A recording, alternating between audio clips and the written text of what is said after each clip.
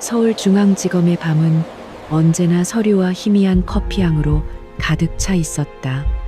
형사부 소속의 한지원 검사는 방금 막 3년간 끌어온 조직폭력배 연루살인 사건의 공소유지를 성공적으로 마친 참이었다. 그녀의 책상 위에는 승리의 흔적 대신 다음 전투를 기다리는 서류 철만이 산처럼 쌓여 있었다. 한지원은 차가운 이성과 날카로운 분석력으로 유명했으며 동료들은 그녀를 얼음 심장이라 불렀지만 그 누구도 그녀의 능력에 이의를 제기하지는 못했다. 박 부장검사가 그의 사무실 문을 두드렸을 때 그녀는 이미 새로운 사건 파일에 첫 장을 넘기고 있었다. 그는 피곤한 기색이 역력한 얼굴로 들어와 그녀의 책상 맞은편에 털썩 주저앉았다.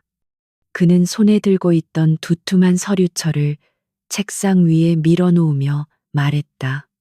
그 서류철의 표지에는 거대한 기업의 로고와 함께 태아그룹 특별수사 기록이라는 글자가 선명하게 찍혀 있었다. 한 검사. 이거 맡아줬으면 좋겠어. 자네도 알다시피 쉬운 사건이 아니야. 태아그룹이 어떤 곳인지 다들 알지 않나. 이미 위에서도 압력이 들어오고 있어. 박 부장의 목소리에는 우려가 가득 담겨 있었다. 태아그룹은 대한민국 경제의 거대한 축이었고 그들의 그림자는 정치권과 법조계 깊숙이 드리워져 있었다. 그 누구도 감히 그 성역을 건드리려 하지 않았다. 한지원은 아무 말 없이 서류철을 자기 앞으로 끌어당겼다. 그녀의 눈빛은 흔들림이 없었고 오히려 새로운 도전에 대한 차가운 열망이 느껴졌다. 그녀의 침묵은 그 어떤 대답보다 더 확실한 긍정이었다. 박 부장은 그런 그녀를 잠시 바라보다가 짧은 한숨과 함께 자리에서 일어났다. 그는 이 젊고 유능한 검사가 결국 이 무거운 짐을 지게 될 것을 알고 있었다. 박 부장이 나가고 사무실에 다시 정적이 찾아왔다. 한지원은 서류철을 펼쳤다. 태아그룹의 수많은 비자금 조성, 정관계 로비, 불법적인 사업 확장 등 온갖 범죄 혐의들이 빽빽하게 기록되어 있었다. 수년간 많은 이들이 이 사건에 도전했지만 태아의 막강한 힘 앞에서 번번이 좌절했다. 그녀는 페이지를 한 장 한 장 넘기며 거대한 악의 구조를 머릿속에 그리기 시작했다. 사건 기록은 복잡하고 방대했지만 그녀의 머릿속에서는 모든 정보가 체계적으로 정리되고 있었다. 몇 시간이 흘렀을까? 그녀는 자료의 마지막 부분에 첨부된 자산 목록을 훑어보고 있었다. 수많은 부동산과 법인 자산 목록 속에서 그녀의 시선이 한 줄의 문장에 멈춰섰다. 그것은 아주 사소하고 오래된 기록이었다.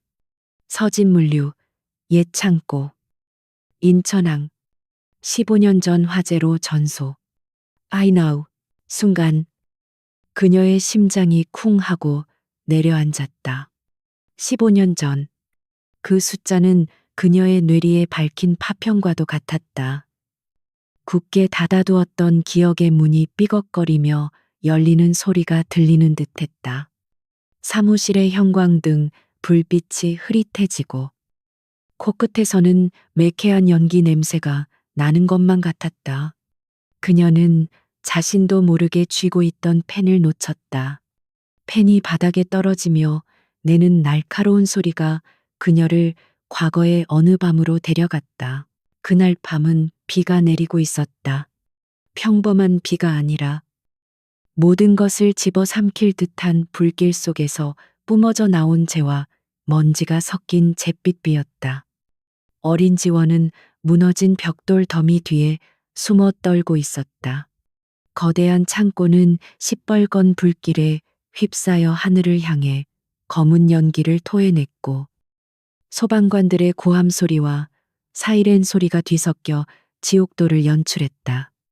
그녀는 부모님을 잃었다는 사실조차 제대로 인지하지 못한 채 그저 공포에 질려 있었다. 모든 것이 혼란스럽던 바로 그때였다. 연기와 불꽃이 잠시 거친 틈으로 그녀는 맞은편에 있는 한 소년을 보았다. 소년 역시 그녀처럼 홀로 서 있었다. 얼굴은 검댕으로 얼룩져 있었고 입고 있는 옷은 찢어져 있었지만 소년의 눈빛만은 이상할 정도로 고요하고 단단했다. 그 눈에는 어린아이의 공포가 아닌 모든 것을 잃어버린 자의 공허함과 차가운 분노가 담겨 있었다. 그 짧은 순간 두 아이의 시선이 허공에서 마주쳤다. 그것은 단순한 시선의 마주침이 아니었다. 같은 비극을 겪고 있는 두 영혼이 서로를 알아본 순간이었다. 아무런 말도 오가지 않았지만 그 눈빛은 수만 마디의 위로와 공감을 담고 있었다. 하지만 그 순간도 잠시 한 소방관이 지원을 발견하고 그녀를 안아들었다. 그녀는 안전한 곳으로 옮겨지면서도 필사적으로 소년을 향해 고개를 돌렸다. 그러나 소년은 이미 검은 연기 속으로 사라진 뒤였다. 그 이후로 지원은 단 한순간도 그 소년의 눈빛을 잊지 못했다. 그 눈빛은 그녀의 삶 전체를 지배하는 하나의 질문이 되었다. 그 아이는 어떻게 되었을까? 살아는 있을까? 그날 밤의 진실은 무엇일까?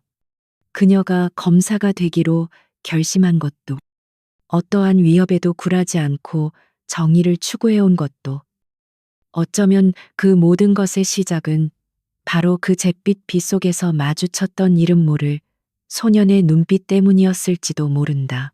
한지원은 천천히 고개를 들었다. 그녀의 눈은 다시 서류 위에 적힌 서진 물류 옛 창고라는 글자를 향했다. 이제 이것은 더 이상 단순한 기업 비리 사건이 아니었다. 이것은 그녀의 잃어버린 과거와 연결된 15년간 풀어야 했던 숙제였다. 태아그룹이 그날의 화재와 관련이 있다는 직감이 온몸에 소름처럼 돋았다. 그동안 막연하게 느껴졌던 진실의 윤곽이 아주 희미하게 남아 보이기 시작했다. 그녀는 자리에서 일어나 사무실의 거대한 창가로 다가갔다. 창밖으로는 잠들지 않는 도시, 서울의 야경이 화려하게 펼쳐져 있었다. 수많은 불빛 아래에서 얼마나 많은 진실이 감춰지고 얼마나 많은 비극이 외면당하고 있을까. 그녀는 차갑게 빛나는 도시를 내려다보며 굳게 다짐했다. 이번에는 결코 물러서지 않으리라. 태아그룹의 가면을 벗겨내고 그 뒤에 숨겨진 추악한 진실을 세상에 드러내리라. 그리고 어쩌면 그 진실의 끝에서 15년 전 그날 밤 잿빛 빛 속에서 사라졌던 그 소년을 다시 만날 수 있을지도 모른다. 그 생각은 그녀의 얼음 같던 심장에 아주 작은 불씨를 지폈다. 그것은 복수심도 연민도 아닌 반드시 진실을 마주해야만 하는 자의 숙명과도 같은 뜨거움이었다. 그녀의 눈빛은 그 어느 때보다도 차갑고도 선명하게 빛나고 있었다. 길고 외로운 싸움이 이제 막 시작되고 있었다. 도시의 반대편. 빛이 닿지 않는 항구의 낡은 컨테이너 구역에서는 다른 종류의 밤이 흐르고 있었다. 이곳의 공기는 바다의 짠내와 녹슨 쇠, 그리고 은밀한 거래의 긴장감으로 무겁게 가라앉아 있었다. 한 남자가 컨테이너 그림자 속에 서 있었다. 그는 주변의 어둠과 완벽하게 하나가 된 듯 보였다. 그의 이름은 권수연이었지만 이 세계에서 그를 그렇게 부르는 사람은 아무도 없었다. 그는 그저 하데스라는 코드네임으로 알려진 존재였다. 잠시 후 컨테이너 사이에서 여러 명의 남자들이 나타났다. 그들은 태아그룹의 비밀 장부를 빼돌려 경쟁 조직에 넘기려던 배신자들이었다. 그들의 리더가 의기양양하게 장부를 흔들며 걸어 나왔을 때 권수연은 그림자 속에서 소리 없이 움직였다. 그의 움직임은 재빠르고 효율적이었으며 한치의 망설임도 없었다. 마치 잘 짜인 안무처럼 짧은 순간에 비명과 뼈가 부러지는 소리가 터져 나왔고 곧이어 모든 것이 침묵에 잠겼다. 권수연은 피가 묻은 장부를 집어들고 쓰러진 남자들을 무심하게 내려다보았다. 그의 눈에는 어떠한 감정도 담겨 있지 않았다. 이 모든 과정은 그에게 그저 처리해야 할 일, 하나의 과업에 불과했다. 그는 이 세계의 규칙을 만들고 집행하는 자였으며 그 규칙의 정점에는 단 한 사람, 태아그룹의 최 회장이 있었다. 최 회장은 15년 전 화염 속에서 모든 것을 잃은 그를 거두어 주었고 그에게 새로운 삶과 목적을 부여했다.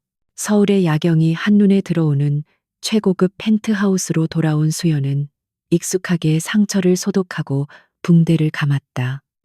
그의 집은 차가울 정도로 미니멀했고 살아가는 사람의 온기라고는 찾아볼 수 없었다. 그는 창가에 서서 도시의 불빛을 내려다보았다.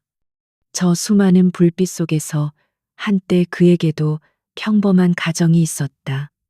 하지만 그 기억은 불길과 함께 타버린 지 오래였다. 최 회장은 그에게 그의 부모님이 동업자의 배신으로 모든 것을 잃고 억울하게 죽었다고 가르쳤다. 그리고 최 회장은 그에게 복수의 기회와 힘을 주었다. 그날 이후 권수연은 최 회장의 가장 날카로운 칼이자 가장 충성스러운 사냥개가 되었다. 그는 회장이 가리키는 적을 물어뜯었고 회장의 길을 막는 장애물을 치웠다. 그것이 자신을 구해준 은인에 대한 유일한 보답이라고 믿었다. 그의 충성심은 의심의 여지가 없는 굳건한 것이었지만 그 충성심의 밑바닥에는 설명할 수 없는 공허함이 항상 도사리고 있었다. 그때 암호화된 특수 단말기가 짧게 진동했다. 화면에는 아무런 발신자 정보도 뜨지 않았다. 그저 정해진 신호일 뿐이었다. 최 회장의 호출이었다. 수연은 방금 전에 임무 보고서를 전송하고 곧바로 옷을 갈아입었다.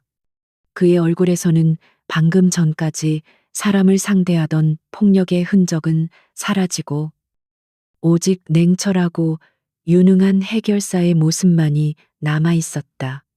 그는 다시 어둠 속으로 차를 몰아 도시의 심장부에 우뚝 솟은 태아그룹 본사 빌딩으로 향했다.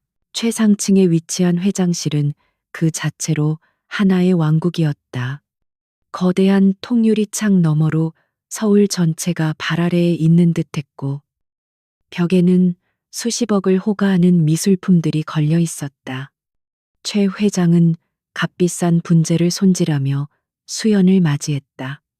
그는 온화한 할아버지 같은 미소를 짓고 있었지만 그 눈빛 깊은 곳에는 모든 것을 꿰뚫어 보는 듯한 냉혹함이 서려 있었다.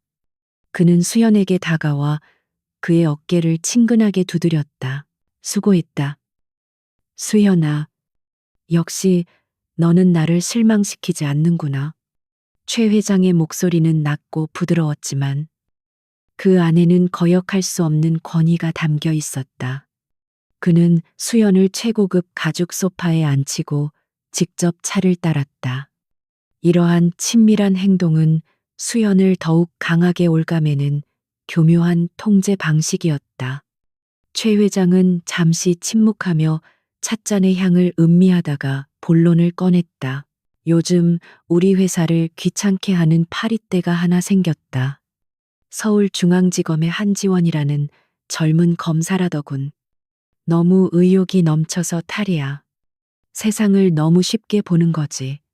그는 마치 어린아이의 치기를 나무라는 듯한 말투로 말했지만 그 단어 하나하나에는 차가운 사리가 배어 있었다. 그는 분재가지를 자르던 가위를 들어 날카로운 날을 천천히 닦았다. 그 검사가 우리 옛날 장부를 파고 있어. 특히 15년 전 서진물류건에 대해 흥미를 보이는 모양이야. 그리고 곧 입을 열 것 같은 쥐새끼가 하나 있지. 최 회장은 탁자 위에 놓인 사진 한 장을 수연 앞으로 밀었다. 사진 속에는 겁에 질린 표정의 중년 남자가 있었다. 그는 15년 전 서진물류의 회계를 담당했던 직원이었다. 최 회장은 말을 이었다. 그의 목소리는 이제 부드러움을 거두고 칼날처럼 날카로워져 있었다. 그가 입을 열면 여러모로 피곤해진다. 내가 너에게 무엇을 원하는지 알겠지. 그가 다시는 쓸데없는 소리를 하지 못하게 만들 거라. 조용하고 깨끗하게. 그것은 질문이 아닌 명령이었다. 그 명령을 수행하는 것은 권수연의 존재 이유와도 같았다. 그는 아무런 질문도 하지 않고 사진을 집어들었다. 그에게 목표물의 사연이나 죄책감 따위는 중요하지 않았다. 그저 처리해야 할 또 하나의 문제일 뿐이었다. 수연은 자리에서 일어나 정중하게 고개를 숙였다. 알겠습니다. 회장님. 그의 대답은 짧고 간결했다. 최 회장은 만족스러운 미소를 지으며 다시 분재로 시선을 돌렸다. 그의 눈의 수연은 더 이상 보이지 않았다. 그의 머릿속에는 오직 자신의 거대한 제국을 위협하는 작은 불씨들을 어떻게 처리할지에 대한 계산만이 가득했다. 권수연은 그 계산을 실행하는 가장 효율적인 도구에 불과했다. 회장실을 나온 수연은 빛나는 복도를 걸어 엘리베이터에 몸을 실었다. 통유리로 된 엘리베이터가 하강하며 도시의 야경이 파노라마처럼 펼쳐졌다. 그는 자신의 비친 모습을 물끄러미 바라보았다. 값비싼 수트를 입고 완벽한 모습을 하고 있었지만 그 안의 영혼은 15년 전 그날 밤 잿더미 속에 멈춰 있었다. 한지원. 그는 속으로 그 검사의 이름을 되뇌어 보았다. 왠지 모르게 낯설지 않은 이름이었지만 깊이 생각하지는 않았다. 지금 그에게 중요한 것은 오직 임무뿐이었다. 그는 다시 어둠 속으로 스며들 준비를 하고 있었다. 최 회장의 완벽한 사냥개로서 그는 새로운 사냥감을 향해 움직이기 시작했다. 그의 길이 곧 한지원이라는 빛을 향해 뻗어가고 있다는 사실을 까맣게 모른 채 다음 날 아침 한지원은 공식적으로 태아그룹에 대한 수사팀을 꾸렸다. 그녀는 신뢰할 수 있는 소수의 수사관과 검사들로 팀을 구성했지만 수사는 시작부터 보이지 않는 벽에 부딪혔다. 태아그룹에 대한 압수수색 영장 신청은 석연치 않은 이유로 계속해서 반려되었고 법무부의 고위 간부로부터는 수사 속도를 조절하라는 우정 어린 조언을 빙자한 압력까지 들어왔다. 거대한 권력의 비호가 조직적으로 움직이고 있었다. 한지원은 이대로는 전공법으로 승산이 없음을 직감했다. 내부에도 태아의 정보원이 있을 가능성을 배제할 수 없었다. 그녀는 결국 공식적인 수사 라인에서 벗어나 독자적으로 움직이기로 결심했다. 그녀의 유일한 희망은 15년 전 서진물류의 회계 담당자였던 김철민이었다. 그만이 태아그룹과 그날의 화제를 연결해 줄 수 있는 살아있는 증거였다.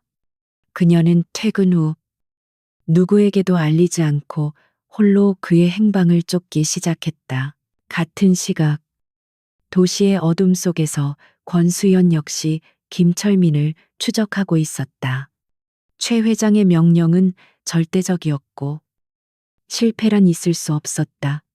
그는 이미 며칠에 걸쳐 김철민의 모든 것을 파악해둔 상태였다. 그의 생활 패턴, 이동 경로, 심지어는 잠자리에 드는 시간까지. 김철민은 과거를 숨긴 채 서울의 변두리에 있는 낡은 아파트에서 혼자 조용히 살고 있었다. 수연은 목표물이 가장 방심하는 순간을 기다리고 있었다. 그는 목표물 건너편에 버려진 건물 옥상에서 망원경으로 김철민의 아파트를 주시했다. 모든 것이 계획대로였다. 김철민은 평소처럼 편의점에서 맥주와 안주거리를 사들고 집으로 들어갔다. 이제 1시간 뒤, 그가 깊이 잠들었을 때 조용히 처리하면 그만이었다. 수연은 차갑게 시간을 계산하며 작전의 마지막 단계를 머릿속으로 그리고 있었다. 그의 세계에는 오차나 변수란 존재하지 않았다. 그러나 그날 밤 예상치 못한 변수가 나타났다. 수현의 망원경 시야 속으로 낯선 차량 한 대가 들어왔다. 그 차는 김철민의 아파트 입구에 멈춰 섰고 차에서 내린 사람은 바로 한지원 검사였다.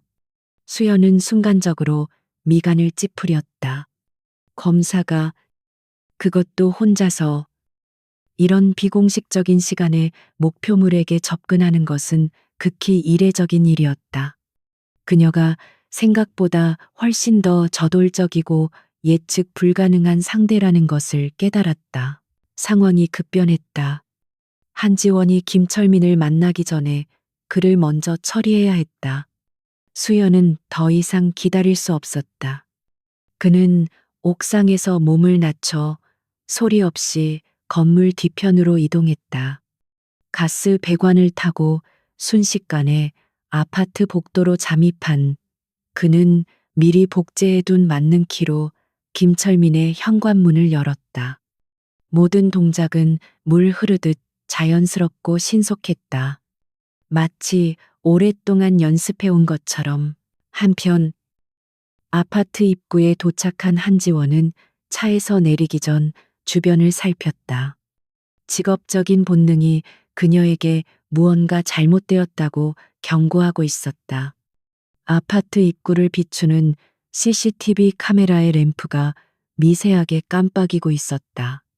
그녀는 차 안에서 노트북을 열어 실시간 교통정보 시스템에 연결된 CCTV 영상을 확인했다. 불과 몇 분 전까지만 해도 정상적으로 작동하던 카메라였다. 누군가 의도적으로 손을 댔다는 증거였다. 그녀의 심장이 차갑게 가라앉았다. 이미 한 발 늦었을지도 모른다는 불길한 예감이 엄습했다. 하지만 이대로 물러설 수는 없었다. 그녀는 믿을 수 있는 수사관에게 자신의 위치를 알리고 만일의 사태에 대비하라는 짧은 메시지를 보낸 뒤 조심스럽게 차에서 내렸다. 그녀는 최대한 소리를 죽이며 김철민이 사는 3층으로 향했다. 복도는 불길할 정도로 고요했고 오직 그녀 자신의 심장 소리만이 귓가에 울렸다. 김철민의 집 현관문 앞에선 그녀는 문이 아주 미세하게 열려 있는 것을 발견했다. 이제 확신할 수 있었다. 그녀보다 먼저 온 손님이 있었다. 그녀는 망설임 없이 문을 열고 안으로 들어섰다. 집 안은 방금 전까지 사람이 있었던 것처럼 온기가 남아 있었다. 테이블 위에는 김이 채 가시지 않은 컵이 놓여 있었고, TV는 소리 없이 켜져 있었다. 하지만 집안 어디에도 김철민의 모습은 보이지 않았다. 그는 사라졌다. 납치되었거나 혹은 더 최악의 상황일 수도 있었다. 집 안에는 격렬한 다툼의 흔적은 없었다. 오히려 너무나도 깨끗했다. 마치 전문적인 청소부가 다녀간 것처럼. 지문 하나 남기지 않으려는 의도가 엿보였다. 한지원은 방안을 둘러보며 공기 중에 희미하게 남아있는 낯선 향을 맡았다. 그것은 소독약 냄새도 방향제 냄새도 아니었다. 아주 특수한 전문적인 장비에서나 날 법한 기름 냄새였다. 그녀는 절망감과 동시에 기묘한 흥분감을 느꼈다. 태아그룹 뒤에는 단순한 조폭이나 해결사가 아닌 고도로 훈련된 전문가가 있었다. 자신의 존재를 이미 알고 있었고, 자신의 움직임을 예측하고 한 발 앞서 행동한 그림자. 그녀는 이제 거대한 기업이 아닌 보이지 않는 한 명의 지능적인 적과 싸우고 있다는 사실을 깨달았다. 이 패배는 그녀에게 더 큰 투지를 불어넣었다. 몇 블록 떨어진 곳에 세워둔 차 안에서 권수연은 김철민을 뒷좌석에 깊숙이 숨긴 채 한지원이 아파트에서 나오는 것을 지켜보고 있었다. 그는 임무를 완수했다. 하지만 그의 마음은 이상하게도 편치 않았다. 그 검사는 덫이라는 것을 알면서도 들어왔고, 빈손으로 나왔지만 조금도 위축되지 않은 모습이었다. 오히려 무언가를 확인하고 확신에 찬 걸음걸이였다. 그녀의 침착함과 대담함이 그의 허를 찔렀다. 수연은 최 회장에게 임무 완수를 보고했다. 최 회장은 만족스러워했지만 수연의 마음속에는 작은 의문이 싹트기 시작했다. 한지원 검사. 그녀는 그가 지금까지 상대해왔던 적들과는 분명히 달랐다. 그녀는 단순히 법전에만 의존하는 책상 물림이 아니었다. 그녀에게는 어둠 속에서 움직이는 자신과 비슷한 종류의 날카로운 감각이 있었다. 그는 처음으로 자신의 사냥감이 만만치 않다는 것을 인정해야만 했다. 두 사람은 아직 서로의 얼굴도 이름도 몰랐지만 이미 보이지 않는 무대 위에서 서로를 인지하고 있었다. 그들의 첫 번째 전투는 이렇게 막을 내렸다. 그리고 이것은 앞으로 벌어질 더 길고 치열한 싸움의 서막에 불과했다. 권수연은 납치한 김철민을 한적한 폐공장으로 데려갔다. 낡은 의자에 묶인 김철민은 공포에 질려 벌벌 떨며 목숨을 구걸했다. 그는 최 회장의 명령대로 이 남자의 입을 영원히 막아야 했다. 하지만 그의 마음 속에서는 전에 없던 질문이 맴돌았다. 왜 하필 15년 전의 사건인가? 그리고 왜 그토록 유능한 검사가 이 낡은 사건에 직접 뛰어들었는가? 그는 김철민의 목숨을 끊기 전에 진실의 조각이라도 얻어야만 했다. 15년 전 그날 밤 서진 물류 창고에서 무슨 일이 있었지? 수연의 목소리는 강철처럼 차가웠다. 죽음의 공포 앞에서 김철민은 모든 것을 털어놓기 시작했다. 그는 울먹이며 그날의 화재가 단순한 사고가 아니었음을 고백했다. 그것은 최 회장이 동업자였던 권 사장, 수연의 아버지의 회사를 통째로 삼키기 위해 벌인 계획적인 방화였다. 불길은 모든 회계 장부와 비리의 증거를 태우기 위한 것이었다. 그 순간 수연이 15년간 믿어온 세계가 송두리째 흔들렸다. 최 회장이 들려준 이야기, 즉 아버지가 동업자에게 배신당했다는 이야기는 전부 거짓이었다. 아버지는 배신자가 아니라 피해자였고 자신을 구해준 은희는 사실 아버지를 죽음으로 몰아넣고 모든 것을 빼앗아간 원수였다. 그의 심장 속에서 무언가 단단한 것이 부서져 내리는 소리가 들렸다. 충성심의 선명한 균열이 생겨났다. 그는 김철민을 죽일 수 없었다.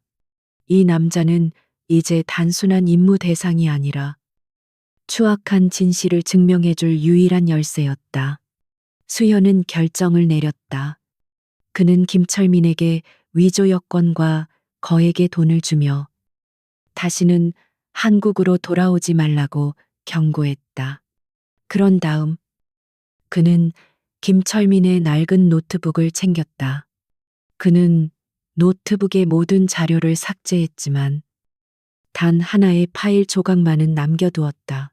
그것은 15년 전 서진 물류의 비자금 흐름이 담긴 오래된 회계 파일의 일부였다. 그는 전문가라면 복구할 수 있을 정도로만 파일을 손상시킨 뒤 마치 아마추어가 증거를 없애려다 실수한 것처럼 하드 드라이브에 물리적인 충격을 가했다. 그리고 그 노트북을 김철민의 아파트 근처 쓰레기장에 눈에 띄게 버려두었다. 이것은 한지원에게 보내는 그의 첫 번째 메시지이자 그녀의 능력을 시험하는 시험대였다. 자신의 아파트로 돌아온 수연은 텅 빈 공간 속에서 깊은 혼란에 빠졌다. 그는 지난 15년간 자신이 누구를 위해 무엇을 위해 손에 피를 묻혀왔는지 되돌아보았다. 모든 것이 거짓이었다면 그의 삶 전체가 부정당하는 것이었다. 그는 자신만의 정보망을 총동원하여 15년 전의 화재 사건을 처음부터 다시 파헤치기 시작했다. 이제 이것은 최 회장의 임무가 아닌 자신의 잃어버린 과거와 아버지를 위한 싸움이었다. 한편 한지원의 수사팀은 완벽한 교착 상태에 빠졌다. 증인은 사라졌고 아무런 단서도 찾지 못했다. 하지만 한지원은 포기하지 않았다. 그녀는 그림자 같은 적이 남겼을지 모를 아주 미세한 실수라도 찾아내기 위해 사건 현장 주변의 모든 것을 샅샅이 검토했다. 그때 김철민의 아파트 근처에서 발견된 고장난 노트북에 대한 보고가 들어왔다. 모두가 단순한 폐기물로 치부했지만 한지원의 직감은 그것을 놓치지 말라고 속삭였다. 그녀는 즉시 노트북을 디지털 포렌식 팀으로 보냈다. 처음 돌아온 답변은 절망적이었다. 하드 드라이브가 완전히 파괴되어 복구가 불가능하다는 것이었다. 하지만 한지원은 단념하지 않았다. 김철민의 집을 그렇게 프로페셔널하게 처리한 자가 노트북 하나를 이렇게 아마추어처럼 파괴했다는 것은 앞뒤가 맞지 않았다. 그녀는 수사관을 다그쳐 국내 최고의 복구 전문가에게 의뢰해서라도 단 하나의 비트라도 살려내라고 지시했다. 몇 날 며칠의 작업 끝에 기적처럼 아주 작은 파일 조각 하나가 복구되었다. 그것은 암호처럼 보이는 숫자와 코드의 나열일 뿐이었다. 언뜻 보기에는 아무런 의미 없는 데이터 쓰레기 같았다. 하지만 한지원은 그것을 태아그룹의 비자금 계좌 내역과 밤새도록 대조했다. 그리고 마침내 그녀는 그 숫자들의 의미를 해독해냈다. 그것은 화재가 발생하기 불과 몇 시간 전 태아그룹의 유령 계좌에서 방화범에게 거액이 송금된 거래 기록의 일부였다. 한지원은 사무실의 거대한 사건 보드 앞에 섰다. 그녀의 손에는 마침내 태아그룹과 15년 전 화재를 연결할 첫 번째 구체적인 증거가 들려 있었다. 더 중요한 것은 그녀는 이제 자신의 적에 대해 더 깊이 이해하게 되었다는 점이다. 부서진 노트북은 의도된 함정이었고 복구된 파일은 계산된 누설이었다. 이것은 실수가 아니라 체스판 위의 말 하나를 일부러 내어준 고도의 수였다. 그녀는 어둠 속에 있는 상대가 단순한 적이 아닐 수도 있다는 생각을 처음으로 하게 되었다. 어쩌면 그 역시 태아그룹이라는 거대한 악에 맞서고 있는 또 다른 플레이어일지도 모른다.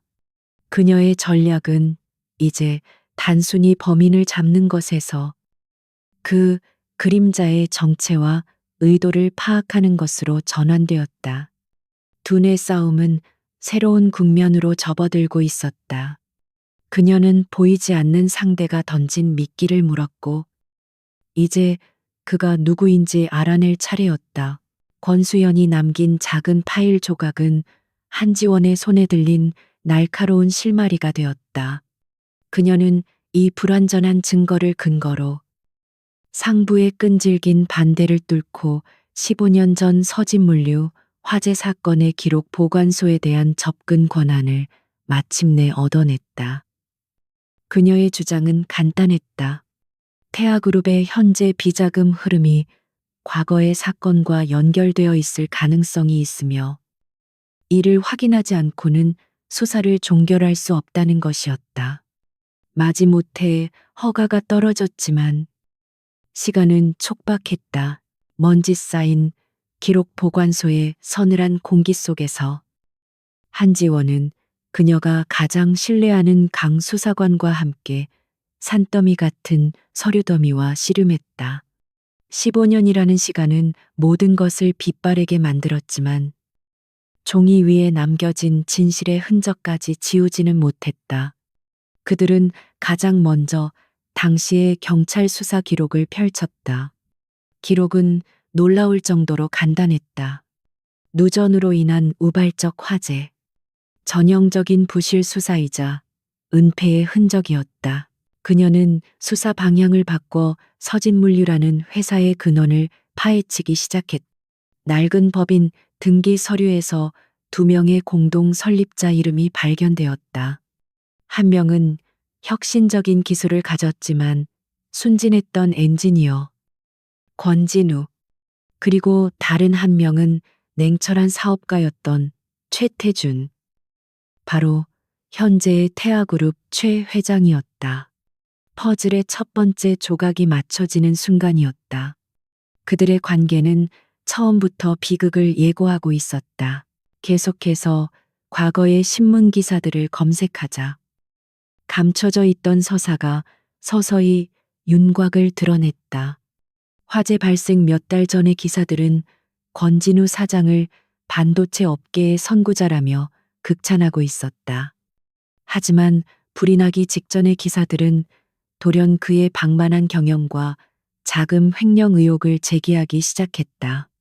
한지원은 이것이 최 회장이 권진우 사장의 평판을 무너뜨리기 위해 치밀하게 계획한 언론 플레이였음을 간파했다. 가장 결정적인 증거는 당시의 금융거래 기록에서 나왔다.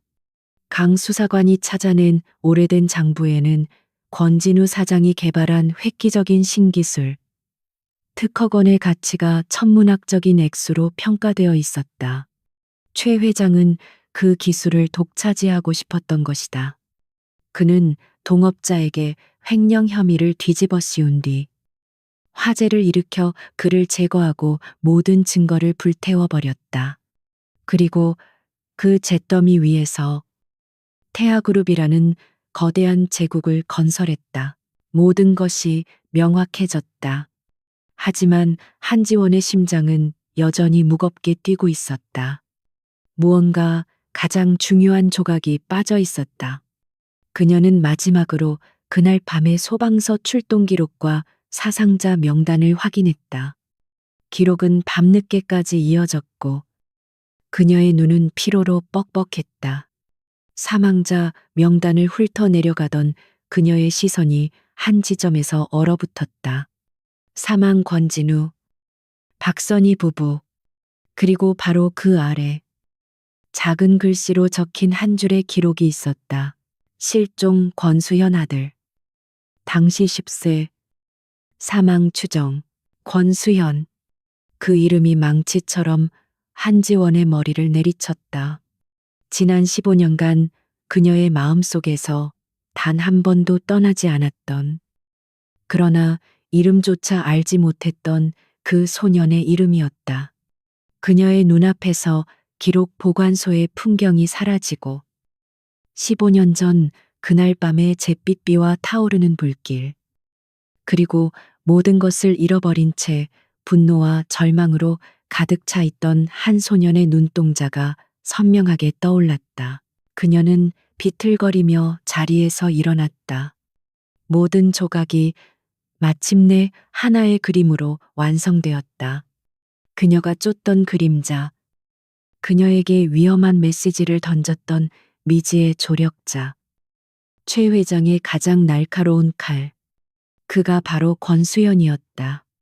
15년 전 그날 밤 아버지와 어머니를 모두 잃고 홀로 남겨졌던 바로 그 소년. 그녀가 그토록 찾아 헤맸던 소년은 가장 가까운 곳에서 가장 위험한 모습으로 존재하고 있었던 것이다. 사무실로 돌아온 한지원은 텅 빈 공간에 서서 사건 보드를 바라보았다. 이제 이 사건은 그녀에게 더 이상 단순한 기업비리 사건이 아니었다. 이것은 그녀의 과거와 현재, 그리고 어쩌면 미래까지 관통하는 숙명이 되었다. 그녀의 임무는 이제 단순히 최 회장을 법의 심판대에 세우는 것에서 그치지 않았다. 그녀는 권수연을 구해야만 했다. 가족을 죽인 원수의 손에 길러져 그의 칼이 되어버린 저주받은 운명으로부터 그를 구해내야만 했다. 그녀는 과거 기억을 더듬어 그렸던 소년의 눈동자 스케치 옆에 방금 기록에서 찾아낸 권수연의 어릴 적 가족 사진을 나란히 붙였다. 사진 속에서 해맑게 웃고 있는 아이의 모습과 그녀의 기억 속 분노에 차 있던 소년의 눈빛이 겹쳐졌다. 그녀의 차가운 이성 밑에서 뜨거운 무언가가 솟구쳤다. 그것은 연민이었고 분노였으며 반드시 그를 구원하겠다는 강력한 의지였다. 그녀의 수사는 이제 새로운 목표를 향해 나아가기 시작했다. 증거를 찾는 것을 넘어 15년의 세월을 뛰어넘어 그에게 닿아야만 했다. 한지원이 과거의 기록 속에서 진실을 꿰맞추고 있는 동안 권수연 역시 자신만의 전쟁을 시작했다. 그는 최 회장이 만들어준 안락한 펜트하우스를 떠나 도시에 잊혀진 구역에 마련해둔 자신만의 비밀 기지에서 밤을 새웠다. 그곳은 여러 대의 서버와 모니터, 그리고 각종 해킹 장비로 가득 찬 정보의 요새였다. 그는 지난 15년간 배운 모든 기술과 어둠의 세계에서 쌓아 올린 모든 인맥을 동원해 최 회장의 과거를 파헤쳤다. 진실은 그가 예상했던 것보다 훨씬 더 추악하고 잔혹했다. 그는 태아그룹의 가장 깊숙한 서버에 침투해 봉인되어 있던 과거의 자료들을 복원해냈다. 그곳에는 최 회장이 자신의 아버지를 배신하고 회사를 빼앗고 심지어 부모님의 죽음을 위장하기 위해 언론과 경찰을 매수했던 모든 증거가 고스란히 남아 있었다. 15년간 그를 짓눌러 왔던 은혜라는 감정은 불타는 복수심으로 변했다. 하지만 수연은 냉정했다. 분노만으로는 거대한 제국과도 같은 최 회장을 무너뜨릴 수 없다는 것을 잘 알고 있었다. 혼자만의 복수는 그저 공허한 죽음으로 끝날 뿐이었다. 그에게는 법이라는 가장 강력한 무기를 손에 쥔 동맹이 필요했다. 부패하지 않았고 어떤 위협에도 굴하지 않으며 이 복잡한 싸움을 끝까지 끌고 갈 수 있는 사람. 그의 머릿속에 단 한 사람의 이름이 떠올랐다. 바로 한지원 검사였다. 그가 던졌던 노트북이라는 미끼를 그녀는 정확하게 물었고 그 의미까지 파악했다. 그녀는 그가 생각했던 것 이상의 능력을 갖춘 인물이었다. 수연은 결심했다. 그는 이제 그녀를 시험하는 것을 넘어 그녀와 손을 잡아야만 했다. 그는 몇 겹의 보안으로 보호되는 익명의 통신 채널을 개설했다.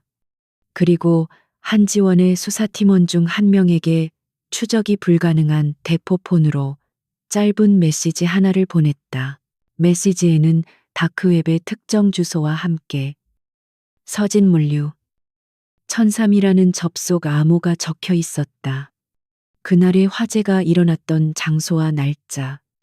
이것은 오직 한지원만이 그 의미를 알아볼 수 있는 암호이자 그가 보내는 신뢰의 신호였다. 강 수사관을 비롯한 팀원들은 명백한 함정이라며 그녀를 말렸다. 태하그룹이 그녀를 올가매려는 덫일 가능성이 높았다. 위험 부담이 너무나도 컸다. 하지만 한지원은 망설이지 않았다. 그녀는 이것이 권수현으로부터 온 메시지임을 직감했다. 이것은 덫이 아니라 어둠 속에서 내미는 손길이었다. 그녀는 모두를 물리고 한밤중 자신의 사무실에서 홀로 그가 알려준 주소로 접속했다. 검은 화면에 하얀 커서만이 깜빡이고 있었다. 잠시 후 단 한 줄의 메시지가 나타났다. 그들이 내일 새벽 3시 추리히의 비자금을 케이맨 제도로 옮긴다. 계좌번호 717. 당신이 주시하는 계좌들과는 다른 장부 외 계좌다. 이 두 정보는 구체적이고 치명적이었다. 외부에서는 절대 알 수 없는 태아그룹의 가장 깊숙한 비밀이었다. 한지원은 즉시 행동에 나섰다. 그녀는 자신의 직권을 이용해 국제공조수사팀에 긴급 협조를 요청했고 몇 시간 뒤 기적처럼 최 회장의 비밀 계좌가 동결되었다. 수백억에 달하는 검은 돈의 흐름이 막힌 것이다. 이것은 태아그룹에 가해진 첫 번째 실질적인 타격이었고 수사팀의 사기는 하늘을 찔렀다. 이 성공으로 보이지 않는 동맹은 굳건해졌다. 한지원은 다시 그 비밀 채널에 접속해 짧은 답장을 남겼다. 정보 확인. 다음은 이것이 그들의 시작이었다. 그때부터 두 사람은 빛과 어둠 속에서 각자의 역할을 수행하며 최 회장의 제국을 흔들기 시작했다. 권수현은 내부에서 빼낸 정보들을 암호화된 데이터로 그녀에게 넘겼다. 뇌물을 받은 정치인 명단, 비밀 회합 장소, 태하의 보안 시스템의 약점까지. 한지원은 그 날것의 정보들을 법적 증거로 가공하고 수사의 방향을 설정했다. 그녀는 어떤 증거가 법정에서 효력을 갖는지, 어떤 증인을 보호해야 하는지, 그리고 어떻게 최 회장 스스로 불법적인 행동을 드러내게 만들 수 있는지에 대한 전략을 역으로 수연에게 알려주었다. 그들은 한 번도 만난 적도 목소리를 들은 적도 없었지만 화면 위의 문자를 통해 그 누구보다도 완벽한 파트너가 되어가고 있었다. 최 회장은 점차 조여오는 압박감에 점점 더 편집증적이고 잔인해졌다. 그의 반격은 더욱 거세졌고 두 사람의 협력은 매 순간이 살얼음판을 걷는 듯 아슬아슬했다. 그들은 법의 빛과 범죄의 그림자라는 결코 섞일 수 없는 세계에 속해 있었지만 오직 최태준이라는 공동의 적을 향한 목표 하나로 이어져 있었다. 어둠 속에서 시작된 그들의 위험한 악수는 이제 누구도 막을 수 없는 거대한 폭풍의 눈이 되어가고 있었다. Sự hợp tác bí mật của họ đã tạo ra những vết nứt rõ rệt trên bức tường thành của Taeha. Nhưng để hoàn toàn hạ gục con quái vật, họ cần một đòn quyết định. Một buổi tối, tin nhắn của Kwon Soo Hyun mang theo một sự cấp bách khác thường. Tôi tìm thấy nó. Bố tôi để lại một cuốn sổ tay bí mật. tên là sáng thế ký. 화재 이전에 최태준이 회사를 세우기 위해 받았던 모든 뇌물에 대한 내용이 담겨 있습니다. 필체는 아버지의 것입니다. 이것은 그의 동기입니다. 그것은 물리적인 것입니다. 보낼 수 없습니다. How? 한지원 역시 그것이 무엇을 의미하는지 알고 있었다. 디지털 증거는 조작의 의심을 살 수 있지만 15년 전의 필적이 담긴 원본 장부는 그 자체로 반박할 수 없는 물증이었다. 그녀는 짧게 답했다. 이해합니다. 우리가 만나야 합니다. 위험이 높습니다. 두 사람 모두 이것이 얼마나 위험한 도박인지 알고 있었다. 만약 발각된다면 한지원의 검사 경력은 끝장이고 권수연의 목숨은 바람 앞에 촛불이 될 터였다. 그들은 며칠에 걸쳐 철저하게 만남을 계획했다. 모든 과정은 그들의 전략적인 사고방식을 보여주는 한 편의 첩보 영화와도 같았다. 권수연은 여러 장소를 물색하며 감시 카메라의 사각지대와 도주로를 확인했다. 그는 이것이 함정일 가능성까지 염두에 두고 모든 불의의 사태에 대비했다. 의심과 경계는 어둠 속에서 살아남기 위한 그의 생존 방식이었다. 한지원 역시 검찰 내부의 정보망을 이용해 만남의 장소 주변에 도청 장치나 추적기가 설치되어 있는지 비밀리에 확인했다. 그녀는 믿을 수 있는 강 수사관에게는 그럴듯한 거짓말로 만일의 사태에 대비한 원거리 지원을 요청하면서도 그 누구도 자신들의 만남을 눈치채지 못하도록 철저히 보안을 유지했다. 그들이 선택한 장소는 인천항에 버려진 여객 터미널이었다. 15년 전 화재가 났던 창고에서 멀지 않은 그들의 비극이 시작된 곳과 가까운 상징적인 장소였다. 약속한 날 밤, 거센 폭풍우가 몰아치고 있었다. 한지원은 약속 장소에 먼저 도착했다. 거대한 터미널 대합실은 텅 비어 있었고, 깨진 유리창으로 들이치는 빗소리와 바람 소리만이 공간을 울렸다. 잠시 후, 어둠 속에서 한 인형이 소리 없이 나타났다. 권수현이었다. 그는 후드를 깊게 눌러쓰고 얼굴을 가린 채였다. 두 사람은 서로에게서 안전거리를 유지한 채 경계심 가득한 눈으로 상대를 탐색했다. 그들은 미리 약속한 암호로 서로의 신원을 확인했다. 짧고 건조한 대화가 오간 뒤 권수연은 방수 가방 하나를 두 사람 사이에 낡은 벤치 위에 올려놓았다. 이 안에 모든 것이 들어 있습니다. 그의 목소리는 낮고 억눌려 있었다. 한지원은 천천히 가방을 향해 걸어갔다. 권수연은 한치의 미동도 없이 언제든 움직일 수 있도록 온몸의 신경을 곤두세우고 있었다. 한지원이 벤치에 다다랐을 때였다. 바로 그 순간 거대한 번개가 밤하늘을 갈랐다. 번쩍이는 섬광이 터미널의 유리 천장을 통해 쏟아져 들어오며 대합실 전체를 대낮처럼 밝혔다. 갑작스러운 빛에 두 사람 모두 잠시 눈을 찡그렸다. 그 찰나의 순간 바람에 권수연의 후드가 살짝 뒤로 젖혀졌다. 한지원의 얼굴 역시 하얀 빛 속에 남김없이 드러났다. 처음으로 그들은 어른이 된 서로의 얼굴을 온전히 마주하게 되었다. 그리고 그들의 시선이 허공에서 부딪혔다. 시간이 멈췄다. 한지원의 눈에 비친 남자의 얼굴은 세월의 풍파에 거칠어졌고 작은 흉터도 있었지만 그 눈빛만은 변하지 않았다. 15년 전 잿더미 속에서 보았던 그토록 강렬하고 슬픔과 분노로 가득 차 있던 그 눈빛 그대로였다. 그녀의 머릿속에서 권수연이라는 이름이 거대한 종소리처럼 울렸다. 권수연 역시 마찬가지였다. 그는 서류를 통해 그녀의 사진을 본 적이 있었지만 실제로 마주한 그녀는 전혀 다른 느낌이었다. 검사로서의 냉철함과 강인함 너머 그녀의 눈동자 깊은 곳에서 그는 익숙한 무언가를 보았다. 지금까지 떠올리지 못했던 아주 오래된 기억의 잔상. 무너진 벽돌 더미 뒤에서 울고 있던 작은 소녀의 얼굴. 기억의 파편이 현재의 모습 위로 겹쳐졌다.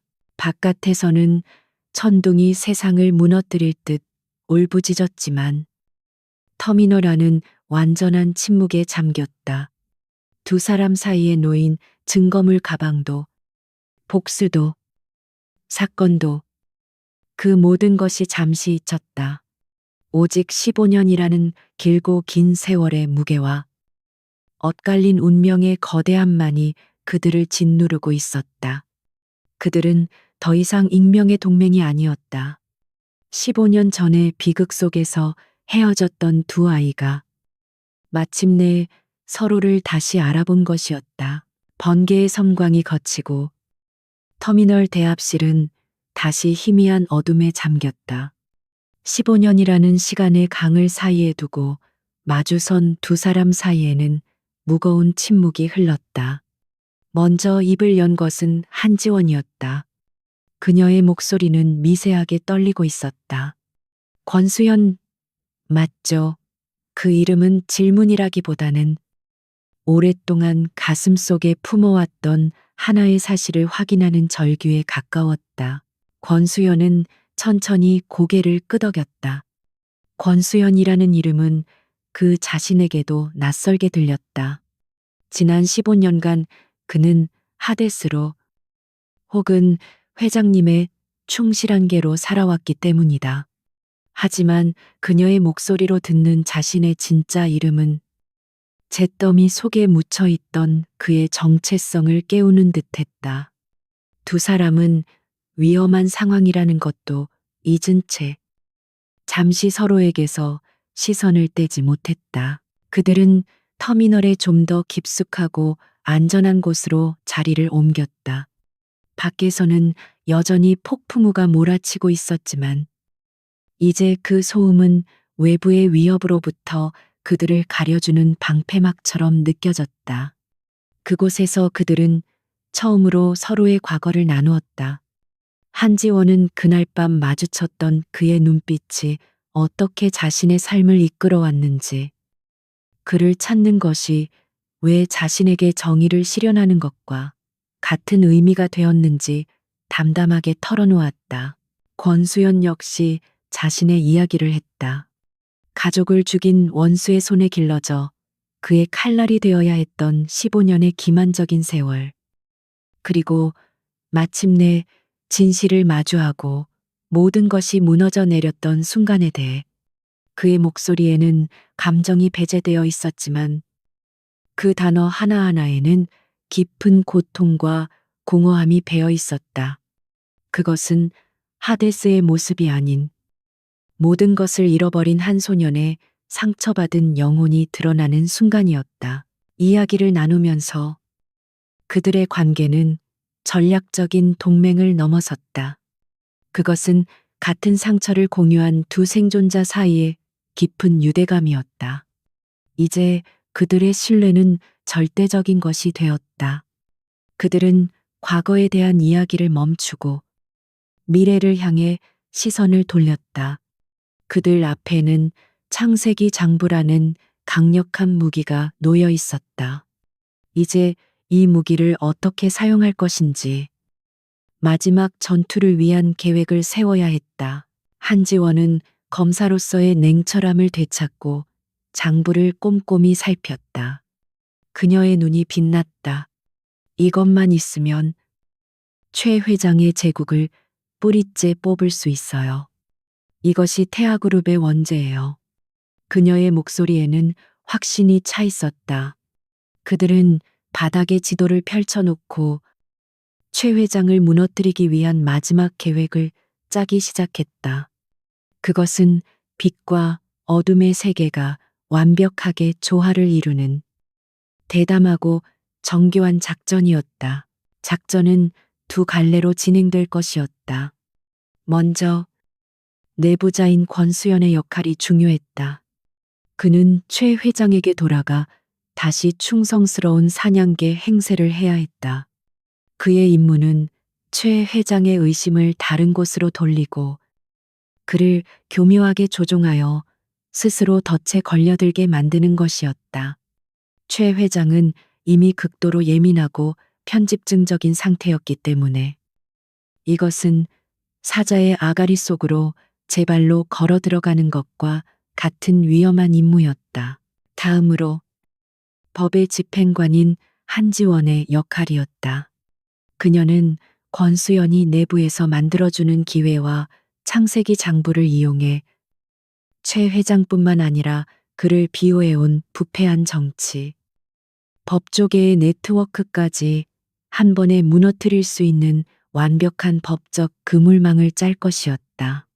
그녀는 수사팀을 지휘하고 결정적인 순간에 발동될 대규모 압수수색 영장을 확보하는 등 최후의 일격을 위한 모든 법적 절차를 준비해야 했다.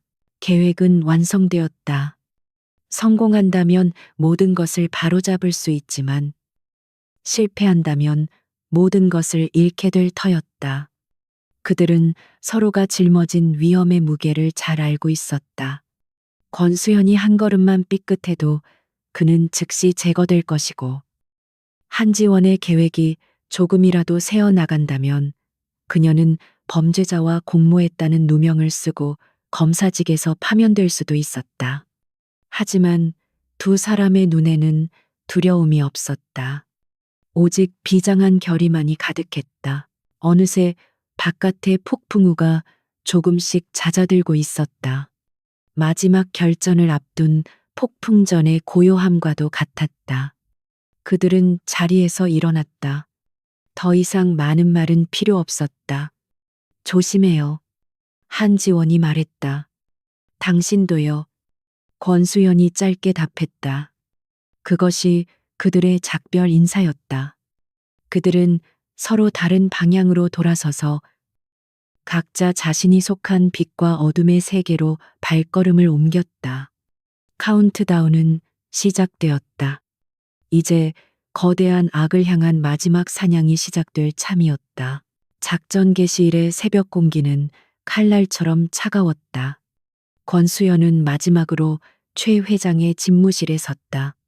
그의 얼굴에는 충성심과 비장함이 완벽하게 연출되어 있었다. 그는 최 회장에게 경쟁사인 유성그룹이 한지원 검사를 배후에서 조종하여 태아를 공격하고 있다는 조작된 증거들을 보고했다. 이것은 최 회장의 오만함과 편집증을 자극하기 위한 마지막 도박이었다. 최 회장은 예상대로 미끼를 물었다. 그는 경쟁사의 비열함에 분노하며 동시에 이 위기 속에서도 자신에게 충성을 다하는 권수연을 보며 만족스러운 미소를 지었다. 역시 내 사람답구나. 이 폭풍이 지나갈 때까지 모든 것을 안전하게 숨겨야겠다. 그런 다음 그놈들을 전부 짓밟아 버리는 거다. 최 회장은 자신의 손으로 무덤을 파고 있었다. 권수연은 이 순간을 위해 준비한 제안을 꺼냈다. 회장님의 모든 원본 데이터 과거의 모든 기록들까지 해외에 있는 완벽한 보안 서버로 옮기시는 것이 어떻겠습니까? 그곳은 그 누구도 추적할 수 없는 디지털 금고입니다. 그가 말한 서버는 물론 한지원의 팀이 모든 것을 감시하고 있는 함정이었다. 최 회장은 조금의 의심도 없이 고개를 끄덕였고 직접 자신의 개인 단말기에서 데이터 전송을 시작했다. 화면 위로 데이터 전송률을 나타내는 진행 막대가 서서히 차오르기 시작했다. 그것은 최후의 심판을 향한 시계추와도 같았다. 권수연은 태연한 표정을 유지한 채 최 회장의 곁을 지켰지만 그의 등줄기로는 식은땀이 흘렀다. 모든 것이 이 짧은 시간 안에 결정될 터였다. 그때 최 회장의 책상 위 전화벨이 날카롭게 울렸다. 그를 비호해주던 검찰 고위 간부의 전화였다. 뭔가 이상하네. 최 회장, 검찰 내부의 움직임이 심상치 않아. 수화기 너머로 들려오는 다급한 목소리에 최 회장의 눈빛이 순간 뱀처럼 변했다. 그는 전화를 끊고 의심 가득한 눈으로 권수연을 쏘아보았다. 이 모든 건 네가 제안한 것이다. 확실한 거냐? 집무실 안의 공기가 얼어붙었다. 권수연의 심장이 멎는 듯했지만 그는 흔들림 없는 목소리로 대답했다. 물론입니다. 이것이야말로 그들이 원하는 혼란입니다. 우리를 흔들려는 수작입니다. 그의 완벽한 연기에 최 회장의 의심은 다시 분노로 바뀌었다. 그 사이 진행 막대는 99%를 넘어섰다. 권수연은 약속된 신호를 보낼 순간을 기다렸다. 그는 최 회장에게 잔을 건네며 나직하게 말했다. 이제 모든 것이 끝났습니다. 회장님의 유산은 이제 안전합니다. 그의 목소리는 집무실에 설치된 소형 도청 장치를 통해 한지원의 지휘 본부로 실시간으로 전달되고 있었다. 지금이다. 한지원의 명령이 떨어지기 무섭게. 태아그룹 본사 빌딩 주변에 대기하고 있던 수십 명의 검찰 수사관들과 경찰 특공대가 일제히 움직였다. 그들은 한치의 오차도 없이 빌딩의 모든 출입구를 봉쇄하고 로비로 쏟아져 들어갔다. 철옹성 같던 태아그룹의 심장이 순식간에 점령당했다. 직원들의 비명과 혼란 속에서 수사관들은 목표 지점인 최상층 회장실을 향해 거침없이 진격했다. 최 회장의 집무실 문이 거칠게 열리고 한지원이 수사관들을 이끌고 들어섰다. 그녀의 등 뒤로 최 회장의 모니터 화면에 전송 완료라는 메시지가 떴다. 덫이 완벽하게 닫힌 순간이었다. 최 회장의 얼굴이 혼란에서 불신으로, 그리고 마침내 모든 것을 깨달은 분노로 일그러졌다. 그는 한지원을 지나 그 뒤에 서 있는 권수연을 바라보았다. 내 놈, 내가 거둬준 은혜도 모르는 길거리의 잡종 개새끼가. 그는 이성을 잃고 책상 위에 묵직한 상패를 집어들어 한지원을 향해 달려들었다. 전부 너 때문이다. 하지만 그의 공격은 한지원에게 닿지 못했다. 권수연이 번개처럼 움직여 그녀의 앞을 막아서며 최 회장의 팔을 붙잡았다. 15년간 자신을 올감했던 어두운 과거와의 연결을 자신의 손으로 끊어내는 마지막 몸부림이었다. 수사관들이 달려들어 미친 듯이 날뛰는 최 회장을 제압했다. 모든 소란이 잦아들고 한때 대한민국을 호령하던 거인은 수갑을 찬 채 초라하게 무릎을 꿇고 있었다. 한지원은 그의 앞으로 다가가 차갑고 흔들림 없는 목소리로 압수수색 영장을 읽어내려 갔다. 수많은 횡령과 배임, 뇌물 공여 혐의 끝에 그녀는 마지막 죄목을 읊었다. 그리고 15년 전 서진물류 방화 살인 사건의 주범 혐의로 당신을 체포합니다. 무너진 제국의 잔해 위로 한지원과 권수연은 짧고 강렬한 시선을 교환했다. 길었던 전쟁이 마침내 끝났다. 최 회장과 그의 부패한 네트워크에 대한 재판은 대한민국을 뒤흔든 거대한 스캔들이 되었다. 법정에서는 태아그룹이 지난 수십 년간 쌓아 올린 죄악들이 낱낱이 드러났고, 한때 제왕처럼 군림했던 최 회장은 초라한 죄수복을 입은 채 종신형을 선고받았다. 잿더미 위에서 피어난 거대한 제국은 시작되었던 그 자리와 마찬가지로 추악한 진실 속에서 허무하게 무너져 내렸다. 정의는 더디게 왔지만 분명히 도착했다. 권수연은 사건의 가장 중요한 증인이자 내부 고발자로서 모든 재판에 성실히 협조했다.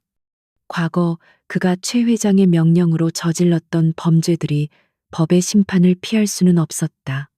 하지만 재판부는 그가 오랜 세월 가스라이팅을 당해온 피해자였으며 결정적으로 거대한 악을 무너뜨리는데 기여한 점을 참작했다.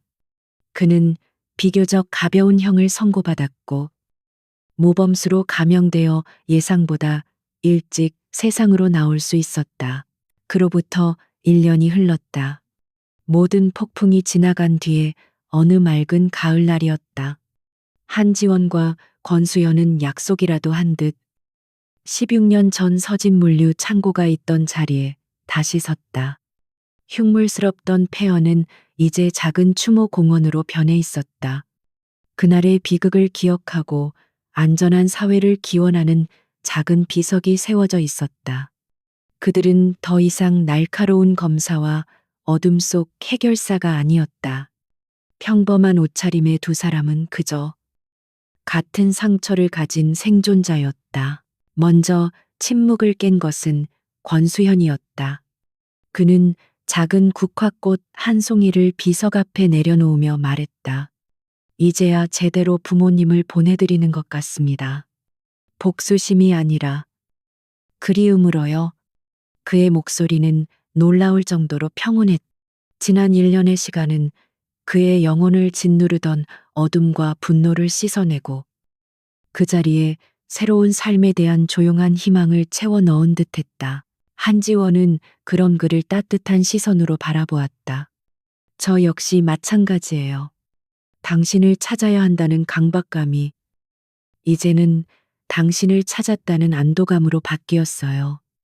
그녀의 삶을 이끌어왔던 오랜 숙제가 마침내 끝났음을 그녀는 온몸으로 느끼고 있었다.